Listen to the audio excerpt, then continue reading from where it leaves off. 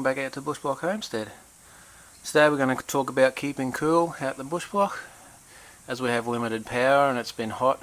No, summer's over now, it's still fairly hot. We've needed a way to keep cool, especially at night, just trying to get some sleep.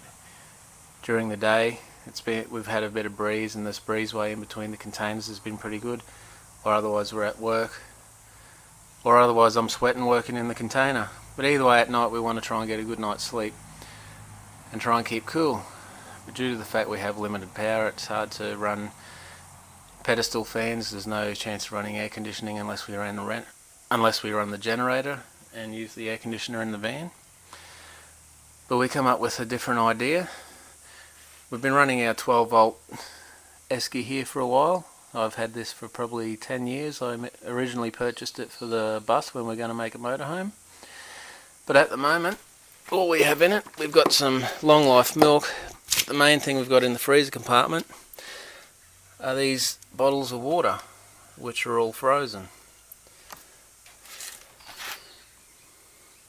So there's no anything that can spoil in here. We're basically just running the fridge off the solar to freeze bottles of water.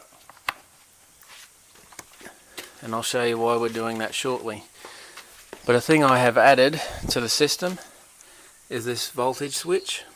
As you can see, there's a red light on there now. It's a overcast, cloudy day, and our voltage is only at 12.6 volts, as I've been charging the laptop this morning. So the voltage is down a little bit. And the fridge, as you can see, is not running because it is wired through this switch.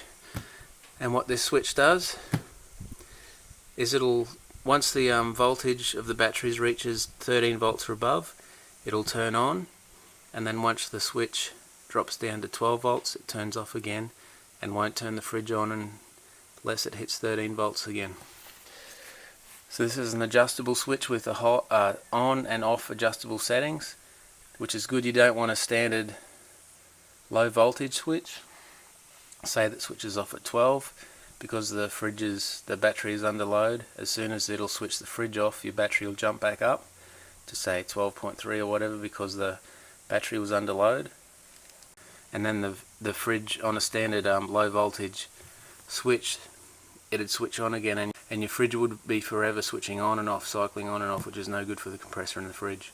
So having this adjustable low and high end on this makes it a good feature. So once it switches off at 12, it won't switch back on until it hits 13 volts.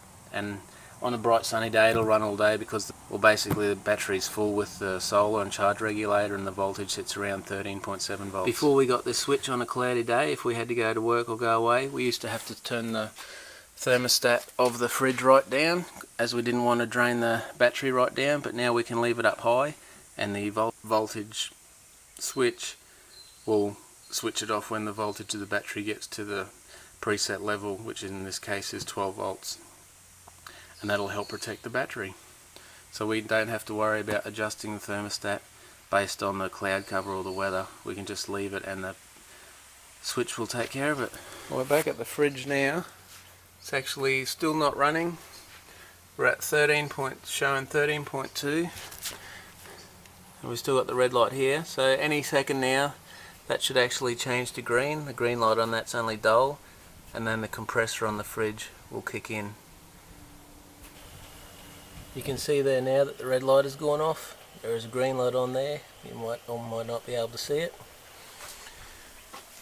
So we're currently at 12.9, and the fridge is now running.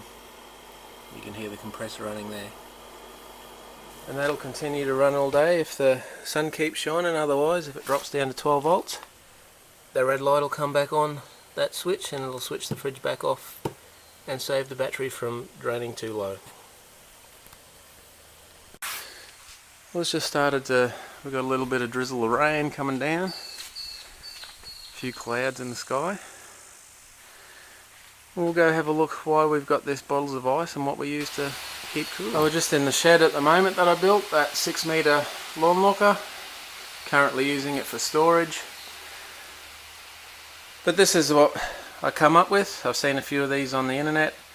Basically it's an old esky and it has a large 12 volt PC fan, a bit of PVC pipe, and this elbow is just stuck on the top so you can rotate that. If you have a look inside, it's just an esky. There's actually a cricket in there, we'll save him. There he goes. And basically all you do is put your frozen bottles of water in there, in your esky, close it up, have this in the container. I've just got a fuse and alligator clips, run these to the spare 12 volt battery, and that runs the fan. And I think the fan only pulls about 0.4 of an amp at 12 volts, and that'll run all night in the container and actually does help cool the place down. What it does, this fan is blowing in, so it draws the air in, blows it over the frozen bottles of water, and the air comes back out this elbow here, out of this pipe.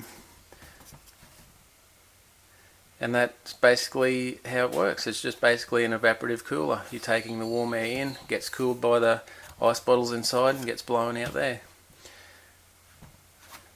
Had this spare esky, I thought, well, I'll give it a go, and it actually does work.